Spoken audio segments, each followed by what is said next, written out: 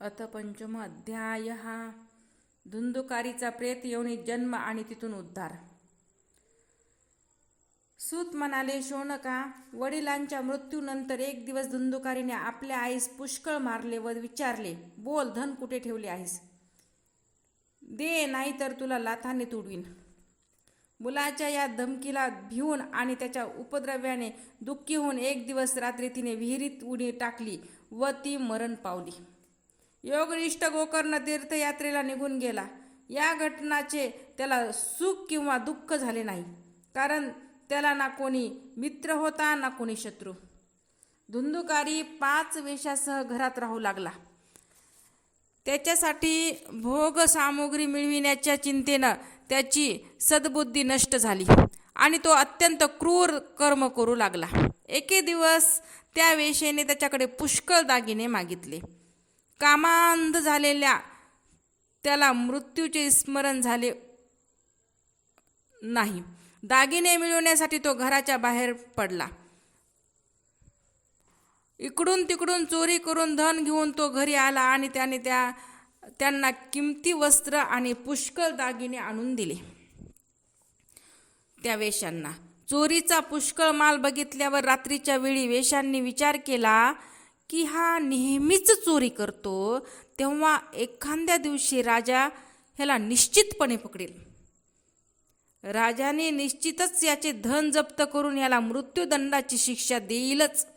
मग आपणच धनाचे रक्षण करण्यासाठी गुप्त रूपाने याला का मारू नये बरं? याला मारून त्याची मालमत्ता घेऊन आपण कुठेतरी निघून जाऊ. असा निश्चय करून त्यांनी झोपी गेलेल्या धुंदुकारीला दोरीने बांधले. गळ्याला दोरीचा फास लावून त्याला मारण्याचा प्रयत्न केला, तरी तो लवकर मरेना हे पाहून त्यांना काळजी वाटू लागली. तेव्हा त्यांनी त्याच्या तोंडावर पुष्कळ जळते निखारे टाकले. त्यामुळे अग्निज्वालांनी भाजून तो तडफडून मृत्यूमुखी पडला. त्यांनी ते शरीर एका खड्ड्यात पुरून टाकले. बहुधा स्त्रिया धाडसी असतात. त्यांच्या या गुप्त कृत्याचा कोणालाही पत्ता लागला नाही. लोकांनी विचारल्यावर त्या सांगत की आमचा प्रियकर पैशाच्या लोभाने यावेळी परदेशी गेला आहे. वर्षभरात तो परत येईन. शहाण्या पुरुषांनी दुष्ट स्वभावाच्या स्त्रियांवर कधीही विश्वास ठेवू नये. जो मूर्ख त्याच्यावर विश्वास ठेवतो त्याला शेवटी दुःख होते बरं का. ज्या स्त्रियांची अमृताप्रमाणे वाणी कामी पुरुषाच्या हृदयात प्रेम निर्माण करते, त्याचे हृदय धारधार सुरीप्रमाणे तीक्ष्ण असते. अहो, या स्त्रियांना कोण प्रिय आहे? धुंदुकारीची सर्व संपत्ती घेऊन अनेक पुरुषाकडे जाणाऱ्या त्या वेश्या दुसरीकडे निघून गेल्या. आपल्या कुकर्मामुळे धुंदुकारी भूत योनीमध्ये गेला. तो वावटळीच्या रूपाने 10 दिशांना भटकू लागला. थंडी, उष्णता, तहान, भूक यांनी व्याकुळ होऊन तो हाय देवा, हाय देवा असे ओरडत असे, परंतु त्याला कोठेही आश्रय मिळालेला नाही. काही कालानंतर धुंदुकारीच्या मृत्यूचा समाचार लोकांपर्यंत गोकर्णाच्या कानी गेला. तेव्हा धुंदुकारीला अनाथ समजून गोकर्णाने त्याचे गयाक्षेत्री श्राद्ध केले आणि ज्या ज्या तीर्थक्षेत्रावर तो जात असे तेथे त्याचे श्राद्ध अवश्य करीत असे. याप्रमाणे फिरत फिरत गोकर्ण आपल्या नगरात परतला आणि रात्रीच्या वेळी कोणाच्याही दृष्टीस न पडता सरळ आपल्या घरच्या अंगणात झोपण्यासाठी गेला. आपल्या भावाला झोपलेला पाहून मध्यरात्रीच्या वेळी धुंदुकारीने आपले भयंकर रूप त्याला दाखवले. तो कधी बोकड, कधी हत्ती, कधी रेडा, कधी इंद्र, तर कधी अग्नीचे रूप धारण करू लागला. शेवटी तो मनुष्याच्या रूपात प्रगटला. त्याच्या या वेगवेगळ्या अवस्था पाहून गोकर्णाने निश्चय केला की हा कोणीतरी दुर्गती प्राप्त झालेला जीव आहे. तेव्हा त्याने धैर्यपूर्वक त्याला विचारले. गोकर्ण म्हणाला, तू कोण आहेस? रात्रीच्या वेळी अशी भयानक रूपे का दाखवत आहेस? तुझी अशी दशा कशी झाली? तू प्रेत आहेस, पिशाच्च आहेस का कोणी राक्षस आहेस? हे मला सांग तर खरं. त्यावर सूत महाराज म्हणतात, गोकर्णाने असे विचारल्यावर तो एकसारखा जोरजोराने रडू लागला. त्याला बोलता येत नाही म्हणून त्याने केवळ खुणा केल्या. तेव्हा गोकर्णाने ओंजळीत पाणी घेऊन ते अभिमंत्रित करून त्याच्यावर शिंपडले. त्यामुळे त्याच्या पापाचे काहीसे परिमार्जन झाले आणि तो बोलू लागला. प्रेत म्हणाला, मी तुझा भाऊ आहे, माझं नाव धुंदुकारी. मी आपल्याच दोषाने माझे ब्राह्मणत्व नष्ट केले. माझ्या कुकर्माची गंतीच नाही. मी मोठ्या अज्ञानातच वावरत होतो, म्हणून मी लोकांना पीडा दिली. शेवटी वेश्यांनी मला हाल हाल करून मारले. म्हणूनच मी प्रेत योनीमध्ये येऊन दुर्दशा भोगीत आहे. आता दैववंशात माझ्या कर्माचे फळ म्हणून केवळ वायुभक्षण करून जगत आहे. बंधो, तू दयेचा सागर आहेस, म्हणून काहीही करून लवकरात लवकर मला या योनीतून सोडव. गोकर्णाने धुंदुकारीचे सर्व बोलणे ऐकले आणि तो त्यास म्हणाला. गोकर्ण म्हणाला, बंधो, मी तुझ्यासाठी विधीपूर्वक गया क्षेत्रामध्ये पिंडदान केले, तरी सुद्धा तुझी प्रेतयोनीतून मुक्तता कशी झाली नाही याचेच मला मोठे आश्चर्य वाटते. गयाश्राद्धामुळे ही तुझी मुक्ती झाली नसेल तर आता दुसरा कोणताही उपाय नाही. तू आता मला सविस्तरपणे सांग की मी आता काय करावे. तेव्हा प्रेत म्हणाले, शेकडो गयाश्राद्ध करूनही माझी मुक्ती होऊ शकणार नाही. तू आता यासाठी दुसरा कोणता तरी उपाय शोधून काढ. प्रेताचे हे म्हणणे ऐकून गोकर्णाला मोठे आश्चर्य वाटले. तो म्हणाला, जर शेकडो गयाश्राद्ध करूनही तुझी मुक्ती होणार नसेल तर मग तुझी मुक्ती केवळ अशक्य आहे. हे प्रेता, आता तू निर्भय होऊन आपल्या स्थानावर राहा. मी विचार करून तुझ्या मुक्तीचा दुसरा काहीतरी उपाय करीन. गोकर्णाची आज्ञा घेऊन धुंदुकारी तिथून आपल्या स्थानाकडे निघून गेला. इकडे गोकर्णाने रात्रभर विचार केला, परंतु त्याला काहीही उपाय सुचलाच नाही. सकाळ झाल्यावर तो आल्याचे पाहून लोक प्रेमाने त्याला भेटण्यासाठी म्हणून आले गोकर्णाला. तेव्हा गोकर्णाने रात्री जो प्रकार जसा झाला तसा तो सर्व त्यांना सांगितला. त्यापैकी जे लोक विद्वान, योगनिष्ठ, ज्ञानी आणि वेदपारंगत होते त्यांनी अनेक शास्त्रे धुंडाळून पाहिले, तरीसुद्धा त्यांना प्रेताच्या मुक्तीचा उपाय सापडला नाही. तेव्हा सर्वांनी असा निश्चय केला की याविषयी सूर्यनारायण जी आज्ञा करतील तिचेच पालन केले पाहिजे. म्हणून गोकर्णाने आपल्या तपोबलाने सूर्याची गती थांबविली. त्याने सूर्याची स्तुती केली. भगवान, आपण सर्व जगाचे साक्षी आहात. आपणास नमस्कार असो. कृपा करून धुंदुकारीच्या मुक्तीचा उपाय आपण मला सांगावा. गोकर्णाची ही प्रार्थना ऐकून सूर्यदेव लांबूनच स्पष्ट शब्दामध्ये म्हणाले की श्रीमद भागवताने मुक्ती होऊ शकते, म्हणून तू त्याचे सप्ताह पारायण कर. सूर्याचे हे धर्ममय वचन तेथे सर्वांनी ऐकले. तेव्हा सर्वजण म्हणाले की प्रयत्न करून हेच साधन करा, शिवाय हे साधन अतिशय सोपे आहे. म्हणून गोकर्णानेही त्याप्रमाणे निश्चय करून कथा सप्ताह वाचनासाठी तो तयार झाला. शेजारच्या प्रांतातून अनेक खेड्यापाड्यातून अनेक लोक कथा ऐकण्यासाठी तेथे आले. पुष्कळसे लुळे, पांगळे, अंध, म्हातारे आणि मंदबुद्धी लोकही आपल्या पापाची निवृत्ती व्हावी या उद्देशाने तेथे येऊन पोहोचले. अशा प्रकारे तेथे गर्दी झालेली पाहून देवांनाही आश्चर्य वाटले. जेव्हा गोकर्ण व्यासपीठावर बसून कथा सांगू लागला न तेव्हा ते प्रेतही तेथे आले आणि बसण्यासाठी इकडे तिकडे जागा शोधू लागले. इतक्यात 7 घाटी असलेला एक उंच विळूवर त्याची दृष्टी गेली. त्या विळूच्या सर्वात खालच्या गाठीच्या छिद्रामध्ये घुसून ते प्रेत तेथे बसून राहिले. वायुरूप असल्याकारणाने ते कुठे बाहेर बसू शकत नव्हते, म्हणून वेळूत घुसले. गोकर्णाने एका वैष्णव ब्राह्मणाला मुख्य श्रोता बनवले आणि पहिल्या स्कंदापासून स्पष्ट शब्दात कथा सांगण्यात प्रारंभ केला. सायंकाळी जेव्हा कथा संपली तेव्हा एक विचित्र घटना घडली. सर्वांच्या देखत त्या वेळूची एक गाठ तडतड करीत फुटली. त्याचप्रमाणे दुसऱ्या दिवशी सायंकाळी दुसरी गाठ फुटली. तिसऱ्या दिवशी त्याच वेळी तिसरी गाठ फुटली. अशा प्रकारे 7 दिवसात 7 गाठी फुटून 12 स्कंद ऐकल्यानंतर धुंदुकारी पवित्र होऊन प्रेत योनीतून मुक्त झाला आणि दिव्य शरीर धारण करून सर्वांसमोर प्रगट झाला. त्याचे शरीर मेघाप्रमाणे श्याम वर्णाचे पितांबर नेसलेले, गळ्यात तुळशी माळांनी सुशोभित असे होते. मस्तकावर सुंदर मुकुट आणि कानामध्ये कुंडले झळकत होती. त्याने ताबडतोब आपला भाऊ गोकर्णाला नमस्कार केला आणि तो म्हणाला, बंधो, तू दयाळूपणाने माझी प्रेत योनीच्या यातनापासून सुटका केली. प्रेतपीडेचा नाश करणारी ही श्रीमद भागवताची कथा धन्य होय. श्रीकृष्ण धामाची प्राप्ती करून देणारे हे सप्ताह पारायण धन्य होय. जेव्हा एखाद्याला सप्ताह श्रवणाचा योग येतो तेव्हा त्याच्या पापाचा थरकाप उडतो. कारण भगवंताची कथा आपला लगेच पापाचा नाश करीत असते असे त्याला वाटले.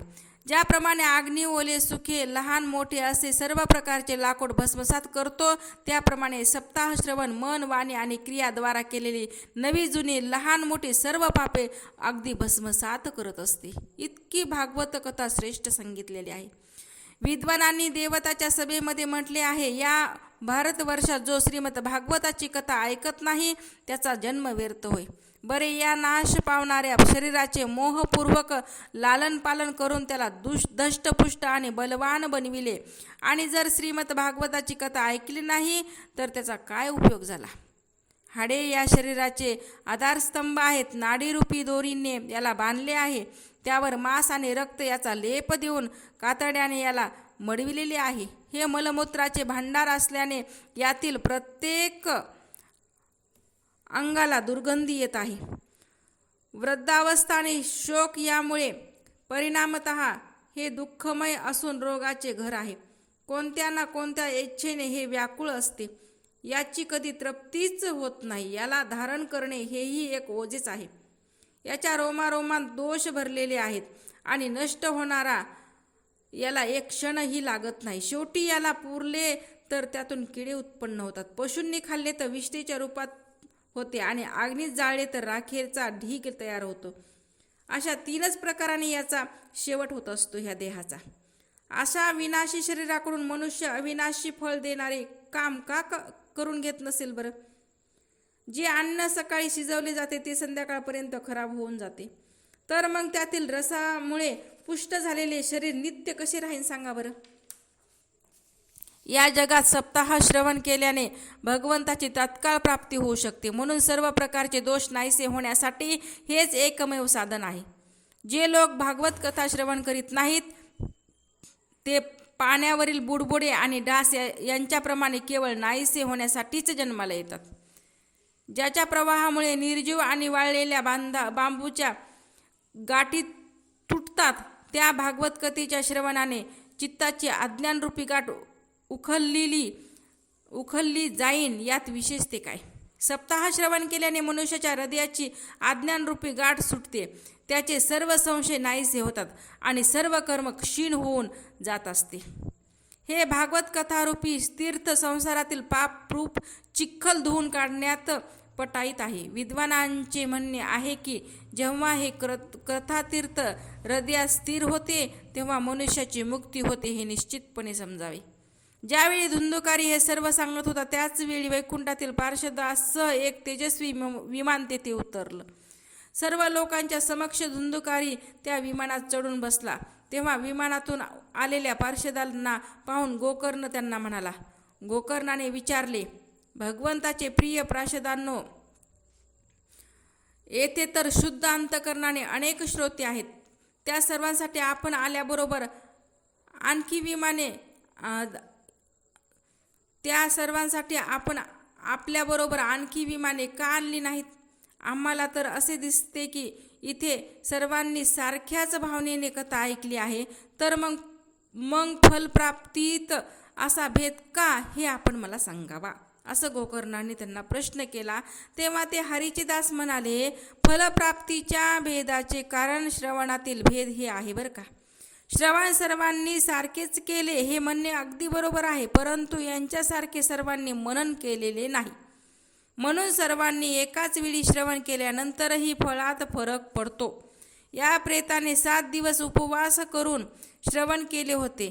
तसेच ऐकलेल्या विषयाचे स्थिर चित्ताने खूप मननही आणि निधिध्यासनही ते करीत होते. जे ज्ञान चित्तात दृढ होत नाही ते व्यर्थ होय. त्याचप्रमाणे लक्ष न देता केलेले श्रवण, संशयी मनाने केलेले मंत्रपठण आणि मन इकडे तिकडे भटकत असताना केलेल्या जप काहीही फल देत नसतो. महाराज सांगत आहेत, श्रवण संशयनीय मनाने केले, मंत्रपठण, मन इकडे तिकडे भटकत असताना केलेले जप काहीही फल देत नाही. म्हणून वैष्णव नसलेला देश, अपात्र व्यक्तीला दिलेले श्राद्धाचे भोजन, वैदिकाला दिलेले दान आणि सदाचारहीन कुळ हे सर्व व्यर्थ सांगितले. डबल ऐका. वैष्णव नसलेला देश, अपात्र व्यक्तीला दिलेले श्राद्धाचे भोजन, अवैदिकाला दिलेले दान आणि सदाचारहीन कुळ हे सर्व व्यर्थ सांगितले.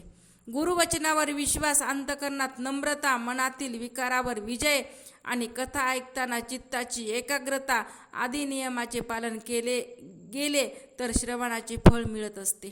अशा रीतीने श्रोत्यांनी पुन्हा श्रीमद भागवताची कथा ऐकली तर त्यांना निश्चितच वैकुंठ प्राप्ती होईल. हे गोकर्णा, आपल्याला तर भगवंत स्वतः येऊन गोलकधामाला घेऊन जातील असे म्हणून ते सर्व पार्षद हरिकीर्तन करीत वैकुंठ लोकी निघून गेले. गोकर्णाने श्रावण महिन्यात पुन्हा त्याच प्रकारे सप्ताह करून कथा सांगितली आणि त्याच श्रोत्यांनी ती पुन्हा ऐकली. हे नारद मुनी, या कथेच्या समाप्तीनंतर काय झाले ते ऐका. भगवंत आपल्या भक्तांनी भरलेल्या विमानासह तेथे प्रगट झाले. त्याच वेळी सगळीकडे नमस्कार आणि जय जयकाराचा घोष होऊ लागला. भगवंताने अत्यंत आनंदाने आपल्या पाचजन्य शंखाचा नाद केला आणि गोकर्णाला आपल्या हृदयाशी कवटाळून त्याला आपल्यासारखे रूप दिले. भगवंतानी क्षणातच अन्य सर्व श्रोत्यांनाही मेघासारखे श्यामवर्ण, रेशमी पितांबरधारी किरीट आणि कुंडले यांनी विभूषित केले. गोकर्णाच्या कृपेने त्या गावातील कुत्र्यापासून चंडाळापर्यंत जेवढे जीव होते त्या सर्वांना विमानात बसविण्यात आले. येथे योगीजन जातात त्या भगवत धामात त्या सर्वांना पाठविले आहे. अशा रीतीनं कथाश्रवणाचे प्रसन्न होऊन भगवत वत्सल भगवान श्रीकृष्ण गोकर्णाला बरोबर घेऊन गोपगोपीच्या प्रिय गोलोकधामाला गेले. पूर्वी ज्याप्रमाणे भगवान श्रीराम अयोध्यावासींना घेऊन आपल्या धामाला गेले होते त्याचप्रमाणे भगवान श्रीकृष्ण त्या सर्वांना घेऊन योग्यांना सुद्धा दुर्लभ असणाऱ्या गोलकाला गेले. ज्या लोकात सूर्यचंद्र आणि सिद्ध हे सुद्धा जाऊ शकत नाही तेथे ते श्रीमद भागवत श्रवण केल्यामुळे गेले. सप्ताह यज्ञ कथा श्रवण केल्याने जे उज्ज्वल फल साठते त्याविषयी आम्ही आपल्याला काय सांगावे. अहो, ज्यांनी आपल्या कर्णपुटाद्वारे गोकर्णाने सांगितलेल्या कथेचे एक अक्षरसुद्धा ऐकले ते पुन्हा गर्भवासी झाले नाही. ज्या गतीला सप्ताह श्रवणाने फक्त सहजगत्या प्राप्त करून घेतात त्या गतीला मनुष्य वारा, पाणी किंवा पाने खाऊन शरीर सुकवून पुष्कळ काळपर्यंत घोर तपस्या करून आणि योगाभ्यास करूनही प्राप्त करू शकत नाहीत. या परमपवित्र इतिहासाचे पारायण चित्रकूट पर्वतावर विराजमान असलेले मुनीश्वर शांडिल्य सुद्धा ब्रह्मानंदात मग्न होऊन करीत असतात. ही कथा मोठी पवित्र आहे. एक वेळ श्रवण केल्यानेही सर्व पापाचे भस्म होते. श्राद्धाचे वेळी याचा पाठ केला तर त्यामुळे पितृगणाची तृप्ती होते आणि नित्य पाठ केल्याने मोक्षाची प्राप्ती होते. अध्याय 5 समाप्त. ओम नमो भगवते वासुदेवाय. ओम नमो भगवते वासुदेवाय. ओम नमो भगवते वासुदेवाय.